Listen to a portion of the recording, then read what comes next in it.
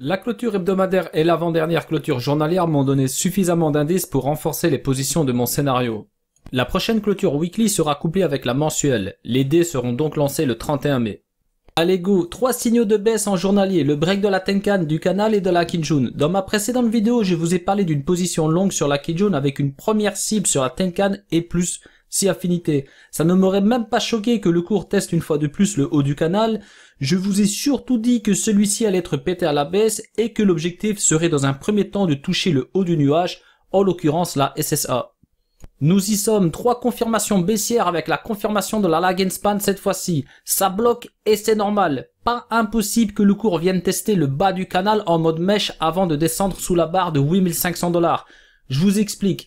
On a eu enfin cette confirmation baissière. En plus de cela, on clôture sous la Kijun. Maintenant, ça bloque, c'est normal. On a un frein ici par rapport à la lag span. On a un frein aussi par rapport à ce support, ce support est quand même assez important. Donc si on reprend le dernier test sur le haut du canal, on a eu vraiment un support acheteur qui s'est formé quelque part ici. On le remarque notamment aussi avec la lag span qui a rebondi pile poil sur le haut du canal. Donc ça bloque, c'est normal, ça travaille, il faut juste le temps que tout cela se déverrouille. Sachez que le but n'est pas de vous donner de la transparence sur mes opérations, mais plutôt, comment dirais-je, vous partagez ma vision avec de la pédagogie. Alors, tout ça pour vous dire qu'il y a des traders qui vont prendre une position short quand on aura touché la Kijun, avec une gestion du risque, je pense, plus ou moins raisonnable, et d'autres vont prendre plutôt cette position sur la Tenkan avec une gestion du risque, cette fois-ci, un peu plus intéressante. Les pros passeront à l'achat uniquement si nous clôturons au-dessus de la Kijun, et certains vont même attendre une réintégration dans le canal. Voilà un petit peu comment il faut fonctionner, on y va étape par étape car nous n'avons pas de boule de cristal. Mais en tout cas, si vous tenez compte des confirmations et que vous allez toujours dans le sens des probabilités, normalement tout se passera bien, en tout cas sur votre moyenne hebdomadaire, mensuelle, peu importe. Alors, objectif 1.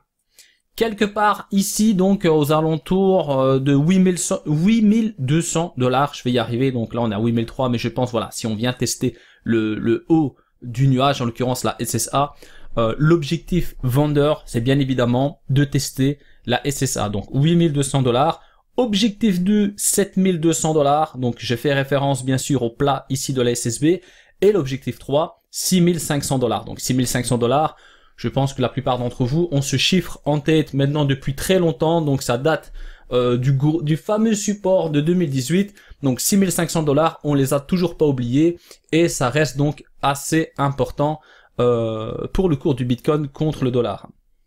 Je vous rappelle que ce canal est en formation depuis le 12 mars et que cette cassure par le bas corrobore parfaitement avec mon scénario hebdomadaire. Pour suivre tout cela avec conviction, je vais regarder de très près le H4 car c'est là que je vais avoir mes premiers signaux.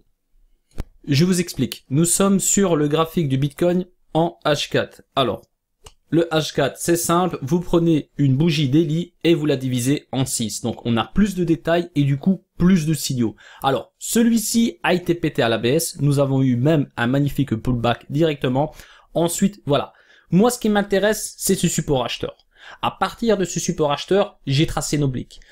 Je vous dis franchement, j'aurais préféré que ce support acheteur se forme quelque part ici, au niveau de ces clôtures. Ça m'aurait permis d'avoir plus un triangle descendant qu'un triangle de compression.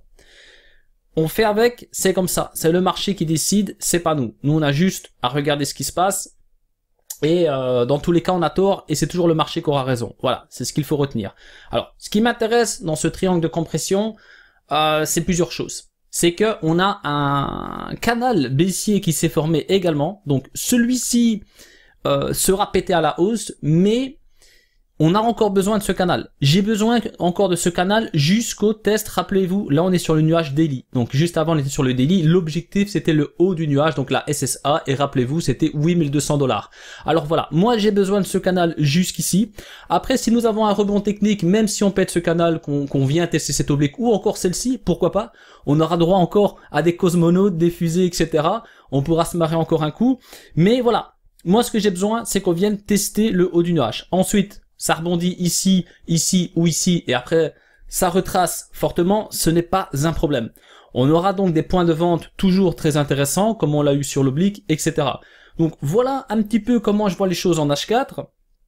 Je ne sous-entends pas que le cours va tester une fois de plus le haut de ce triangle, mais ce n'est pas impossible. Ce qu'il faut retenir, c'est que pour l'instant, nous sommes donc dans ce canal baissier, qui est toujours à l'intérieur du triangle de compression. Alors, dans ce même canal baissier, on est sous la Kijun. Regardez, on a une tentative ici avec un magnifique rejet. Donc, pour l'instant, on est sous la Kijun. Si on clôture au-dessus de la Kijun, on a un risque de cassure, j'ai envie de dire, prémédité de ce canal par rapport au scénario. Donc, pour l'instant, tout se passe très bien.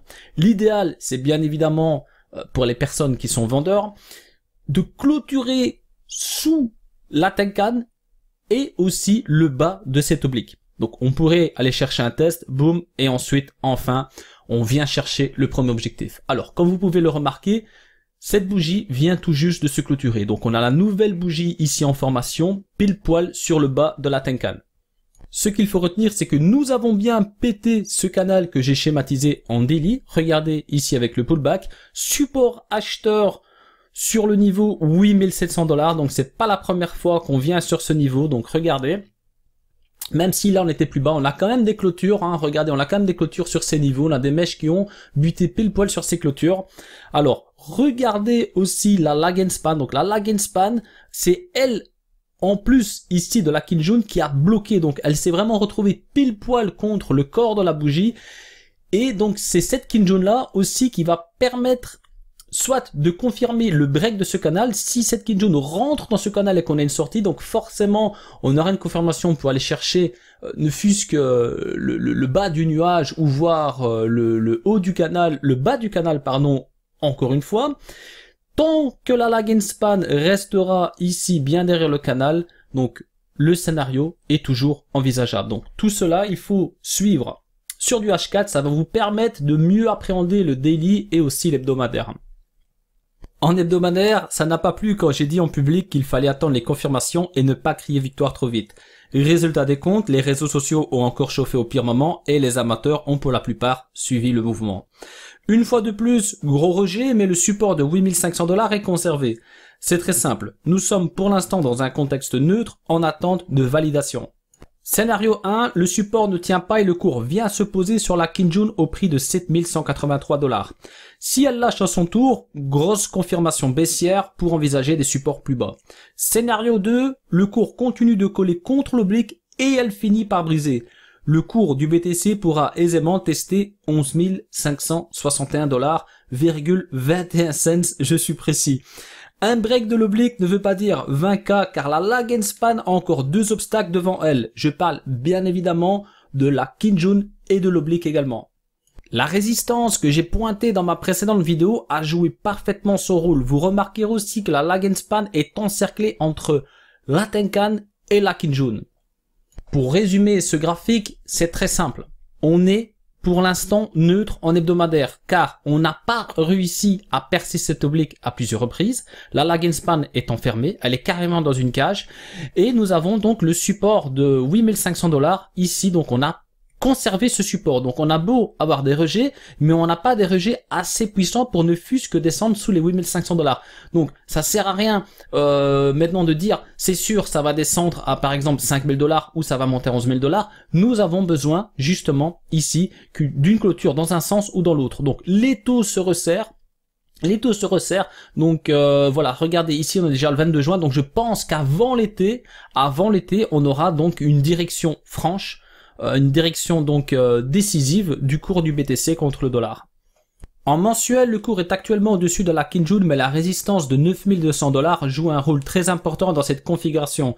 Nous avons un gros bloc entre 6500 et 9200 $. Je vous ai pincé les points clés sur la lag and span et vous remarquerez que ce bloc est en corrélation avec des niveaux de prix de l'année 2018. Regardez, nous avons une résistance à 9200 $ et un support à 6500 $. Donc, ce n'est pas anodin si le cours a buté plusieurs fois sur le haut et plusieurs fois sur le bas. D'ailleurs, même sur une même bougie, c'est arrivé, regardez, ici, ici, ici. Donc, voilà, ça prouve déjà une chose, c'est que nous sommes dans un marché très volatile. Regardez ici l'agressivité.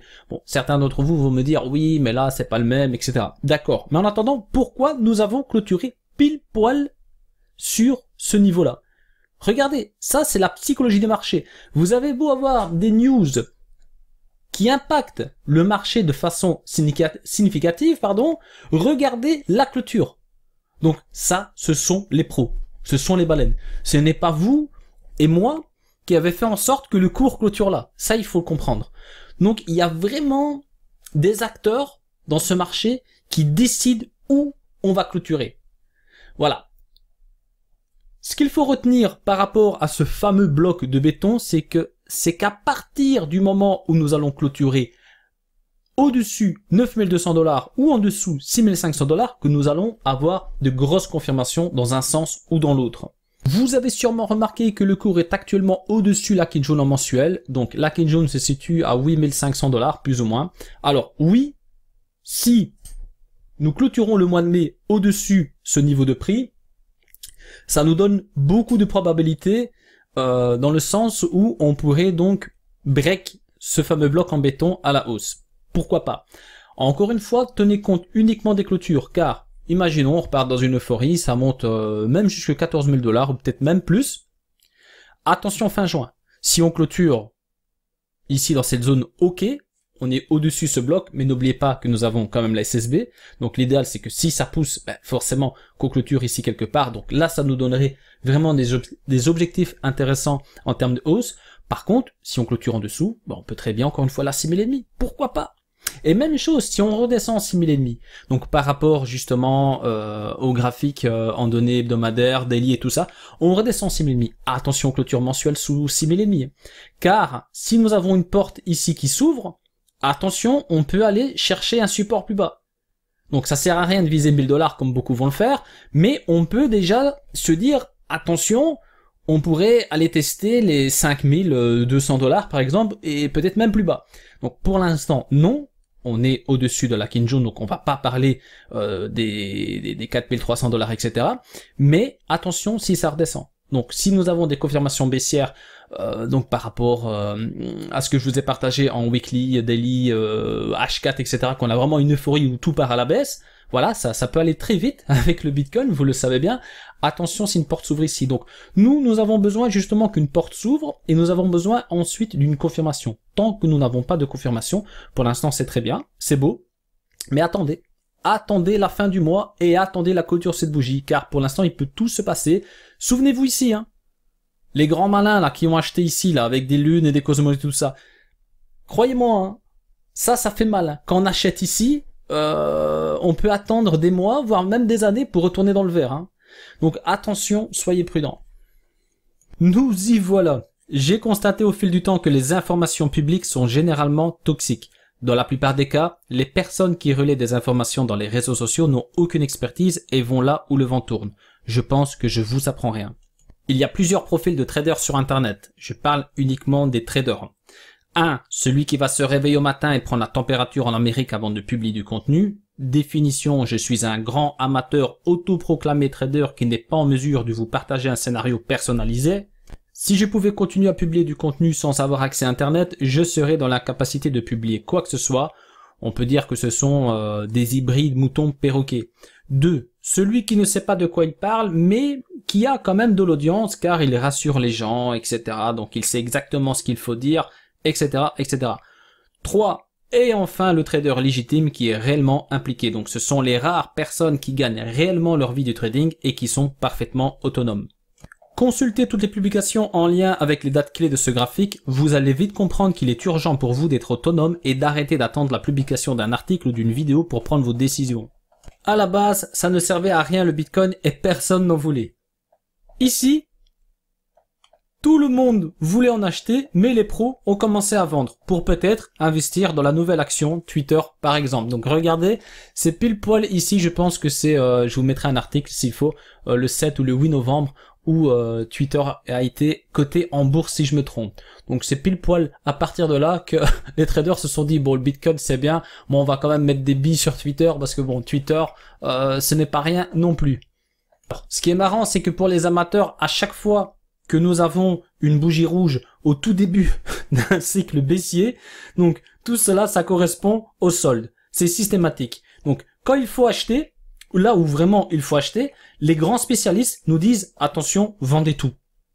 Pendant ce magnifique cycle haussier, chaque bougie rouge était associée à l'éclatement de la bulle du Bitcoin.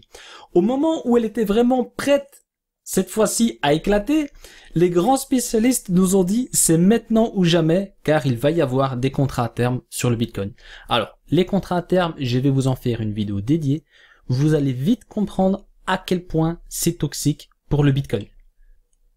Quand je vous dis qu'ici, quand je vous dis beaucoup, j'ai envie de vous dire même 9 personnes sur 10 nous annonçaient 100K pour 2018, ils se sont vite refroidis. Par contre, je me souviens qu'il y avait des résistants. Attention, attention, vous allez voir dans un mois 100K, etc. Je me souviens. Et surtout ici. Là, je vais vous parler des soldes. Alors là, les soldes, ça, je m'en souviens parfaitement des soldes du mois de janvier 2018. Je me souviens surtout du gros argument de l'époque. Dépêchez-vous car les traders reçoivent leur intérêt et ils vont investir en masse dans le Bitcoin. À chaque impulsion haussière, ce n'était pas 20K, mais 100K que nos spécialistes criaient haut et fort. Ensuite, ici, game over, c'est fini. Il n'y a plus de Bitcoin. N'achetez surtout pas. Le Bitcoin a brisé son oblique long terme. Alors, l'oblique, je vous rappelle, pour ceux qui se souviennent, c'était un truc comme ça. Voilà, je vous le fais vulgairement. C'est fini. Voilà. Quand on a brisé ici cet oblique, il n'y a plus de Bitcoin, il n'y a plus de blockchain. Terminé, game over. N'investissez pas. Et que pourtant, regardez l'opportunité que nous avons eue ici à 3200 $. Donc en plus, on avait même des signaux donc assez intéressants par rapport au RSI, la moyenne mobile 200. Je pense que je vous en ai parlé maintes et maintes fois, et surtout quand on était en décembre 2018 avec une magnifique divergence RSI en daily pour ceux qui se souviennent. Alors, là, je remarque qu'on vient justement tester cet oblique à l'envers. Alors pourquoi pas? Je viens peut-être de découvrir quelque chose. Et d'ailleurs, non, je me souviens que quelqu'un m'a partagé cet oblique en privé récemment. Et il m'a dit, attention, regarde, on est venu la tester dans l'autre sens. Donc pourquoi pas? Je regarderai cela de plus près une fois que j'aurai fini cette vidéo. Mais tout ça pour vous dire que voilà, les obliques, voilà, on peut les péter, ce n'est pas un problème. On peut péter des résistances, des supports. Maintenant, bien évidemment, si on a un Bitcoin à 45 $, je vais pas vous dire attention, la tendance est haussière sur du long terme. Voilà, là je pense que c'est mort. Et après, voilà, c'est ça qu'il faut comprendre. Qu'on brise des obliques, des résistances, des supports, ça n'impacte pas vraiment la tendance haussière long terme. Car on est quand même, je sais pas si vous vous rendez compte, on est à 8800 $ pour un Bitcoin. Et il est parti de rien. Donc il pète une oblique, 2 obliques, 3 obliques. C'est rien du tout ça. C'est rien du tout. Regardez combien coûte un Bitcoin aujourd'hui. Il faut oser acheter du Bitcoin. Il faut que vous sachiez qu'il y a des personnes, enfin vous achetez du Bitcoin à des personnes qui l'ont acheté pour une misère. N'oubliez pas, ça il faut le retenir. N'oubliez pas. Après je ne vous dis pas que ça va retomber très bas. Loin de là, mais des personnes sont arrivées avant nous. Et ce sont ces personnes-là qui décident quand ça va monter et quand ça va descendre. Je continue. Ici, vous vous souvenez, c'était to the moon. C'était acheter, acheter, ça ne va plus s'arrêter. J'étais le seul, à ma connaissance, à vous dire c'est un braquage. Ça va descendre et ma dernière cible est à 6500 $. Après, je pouvais pas prévoir. Je pouvais pas prévoir le mois de mars, ça je pense que personne ne pouvait le prévoir. Mais je vous ai dit, ça va redescendre jusqu'à 6500 $. J'ai placé une cible jusqu'à 6500 $. Et pourtant, ici, croyez-moi, quand on consultait les réseaux sociaux en juin 2019, un amateur qui rentrait, il achetait, il faisait all-in ici. Et c'est certainement ce qui s'est passé. Ensuite, une fois n'est pas coutume, c'est de nouveau les soldes, sans oublier qu'on vous a matraqué sur tout le globe avec le halving au pire moment. En plus, ici, capitulation. Donc là, c'est terminé. Il n'y avait plus de halving. Là, il n'y en avait plus du tout. Il n'y a plus de mineurs, il n'y a plus de rig, il n'y a plus de ferme de minage, il n'y a plus rien. Voilà. Là, c'était fini. Il faut surtout pas acheter. C'est terminé. Il n'y a plus de Bitcoin. Et maintenant, juste parce que le BTC a touché la barre symbolique de 10 000 $, il y en a encore beaucoup qui sont repartis dans une euphorie. Pourtant, est-ce que nous avons des confirmations comme nous en avons eu à l'époque? Non. À l'époque, regardez. Mais vraiment, vulgairement, je vais pas commencer à schématiser sur un graphique chargé ainsi, mais regardez. Ici, hop, on vient travailler cette résistance, bam, on casse, c'est parti. Ici, qu'est-ce qu'on avait? On a eu un range. Donc là, je pourrais même vous dessiner un petit bloc comme je vous l'ai fait en mensuel. On a un range, on pète ce range. Tac, confirmation. C'est parti, ça consolide. Tac, on monte. Ça consolide, tac, on monte. On vient tester la résistance historique de l'époque. Bam, on clôture au-dessus. On a encore une correction. Donc là, ça permet de liquider encore les amateurs. Et boum, c'est reparti. C'est reparti. Donc là, on avait quelque chose. Qu'est-ce qu'on a ici? On a une vague baissière, purge, consolide. On sort de cette purge. On sort uniquement de cette purge. Hein. Nous n'avons pas de retournement de tendance. Hein. Hop, on a une deuxième vague baissière. On peut tracer une oblique à partir d'ici jusqu'ici, et qu'est-ce qu'on a? Des hauts de plus en plus bas. C'est ce que nous avons. C'est ce que je vous ai montré maintes et maintes fois en hebdomadaire. Après, ça ne veut pas dire que le bottom n'est pas derrière nous. Je vous dis pas que ça y est, on va repartir sur 3000 $, ou 1000 $ ou que sais-je. Ça veut dire que oui, si vous investissez pour du long terme, c'est bien. Donc, peu importe hein, à quel prix vous allez investir, mais soyez prêts à perdre la moitié de votre capital en une journée. Dites-vous, voilà, j'ai investi dans le Bitcoin et je ne regarde plus le graphique, parce que si vous continuez à vous accrocher aux réseaux sociaux par rapport à votre investissement, vous allez souffrir. Vous allez souffrir, parce que vous avez beau suivre même des bonnes personnes, il y a des personnes qui vont vous partager des graphiques en daily, donc on va être haussier, on va être baissier, ça va changer tous les jours. Si c'est du H4, c'est encore pire, et si c'est de l'hebdomadaire, ben voilà, l'hebdomadaire c'est peut-être avec une vision un peu plus longue, mais ça restera quand même volatile. Donc soyez prêts à cela. Donc un investisseur, pour moi, il ne regarde, même un graphique mensuel, il le regarde à peine. C'est vraiment, allez, mensuel, trimestriel et annuel, c'est tout. Le reste, il faut oublier. Ça monte, ça descend, voilà. Il faut pas faire attention. Un investisseur, c'est, j'investis, tac, je prends ici, donc là, ça a consolidé, à 3002, donc pourquoi pas reprendre encore une position ici, tiens, je reprends encore ici à 6000,5 quand ça a diminué, et j'attends. Et j'attends. Après, quel est votre objectif de vente? Quel prix, quel target vous vous êtes fixé? Donc tout ça, ça fait partie de votre money management, c'est quelque chose qu'il faut mettre en place. Et ça, bien évidemment, ben, c'est assez personnalisé, ça dépend du profil de chacun, et ça varie fort d'une personne à une autre. Il faut oublier les vendeurs de rêves, c'est terminé, vous devez oublier tout ça. Devenir riche en un mois ou en investissant dans le Bitcoin, ça il faut oublier. Donc dites-vous que si vous voulez faire de l'argent avec le Bitcoin, vous investissez, vous fermez les yeux, hold, terminé. Après, si vous voulez gagner de l'argent sur du court, ben, pour cela, il faut être trader. Trader, c'est pas suivre des signaux. Trader, c'est pas attendre qu'une vidéo soit publiée pour acheter ou vendre. Être trader, c'est être formé, avoir de l'expérience et avoir un capital conséquent. Un capital qui vous permet de vous octroyer un salaire. Car si vous arrivez avec un petit capital, ce que vous entendez, j'ai fait 300%, j'ai fait 500%, levier 10, levier 1000, levier 1 million, il faut oublier. Tout ça, c'est du baratin. La réalité, on en est bien loin. On en est vraiment bien loin. Je vous le dis franchement, moi, ce marché, je le vis. Je le vis.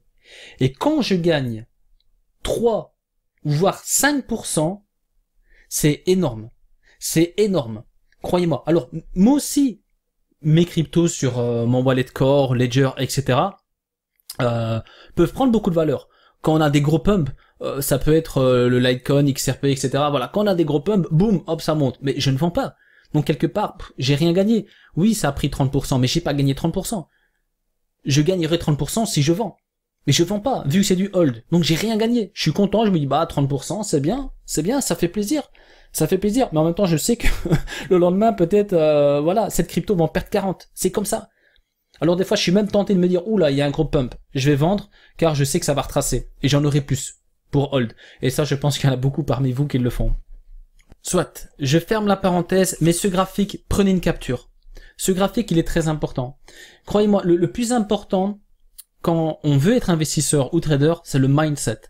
Et ça, vous devez le comprendre. Nous sommes dans un marché gorgé d'amateurs. Vous n'êtes pas dans la bourse, vous n'êtes pas dans les marchés classiques. Le marché du Bitcoin, c'est vraiment horrible. C'est un marché très difficile. Il y a beaucoup de pros qui ne veulent même pas rentrer dans ce marché. C'est du grand n'importe quoi. Donc ça, c'est la vérité. Donc prenez une capture, partagez-le, faites ce que vous voulez, mais ça, c'est la vérité. Croyez-moi. Vous pouvez pas me dire qu'ici, on ne nous a pas dit que c'était les soldes. Même chose ici. Et là, les to the moon, croyez-moi. Quand je vous dis 9 sur 10, c'est pas moi. 9 sur 10 ici, c'était to the moon. Et c'était le pire moment. Et même chose ici, capitulation, etc. Donc voilà, j'espère que vous avez compris le message bienveillant de cette vidéo. Pour info, je vais vous partager une vidéo où je vais vous expliquer clairement le côté toxique des contrats à terme du Bitcoin. Aussi, je vous parlerai du gros problème de la corrélation des altcoins au Bitcoin. C'est très intéressant. Merci pour votre attention. Prenez soin de vous. À très bientôt et restez prudents sur le marché.